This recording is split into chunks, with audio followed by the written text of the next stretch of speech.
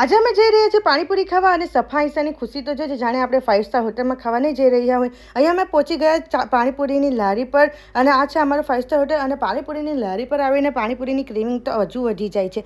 અને આંસુને તો બહુ જ શરમ આવે છે. મને કે મમ્મી મારો વિડીયો ન લે ને મને બહુ જ શરમ આવે એમ કે અને પછી મેં એને ચૂપકેથી વિડીયો લઈ લીધો તો મારી આંસુને શરમ આવી ગઈ કે મેં પાણીપુરી ખાવી કોઈને ન બતાવો. અને આ સફોએ પણ પાણીપુરી લીધી અને અહીંયા અમે આ વાટકો લઈને ઊભા થઈ ગયા પ્લેટ લઈને અને અહીંયા પ્લેટ લઈને ઊભી રહેવાની મજા જ કયો છે. અને ફટાફટ જેવી ઠંડી ઠંડી પાણીપુરી આવે એટલે કડક કડક પાણીપુરી આપણે ખાઈ જવાની મજા કંઈ ઓર જ છે. મેં તો પાણીપુરી ખાઈને ફટાફટ ચૂરો લઈ લીધો કેમ કે પછી ચૂરો ખાવાની ક્રેવિંગ તો મને બહુ જ આવે છે પાણીપુરી ખાઈને. અને આ સફાઈસાની બીજી પ્લેટ છે અને હજુ પણ મારું પેટ નહીં ભરાયું તો મેં ડાભેલી લીધી પણ ડાભેલી બહુ જ મીઠી હતી તો મારાથી તો નહીં ખવાય. મેં તો ભાઈ મારા હસબન્ડને આપી દીધી અને છોકરાઓને આપી દીધી અને પછી પણ પાછો મેં ચૂરો લીધો કેમ કે મને પાછો ચૂરો ખાવાની ક્રેવિંગ થઈ.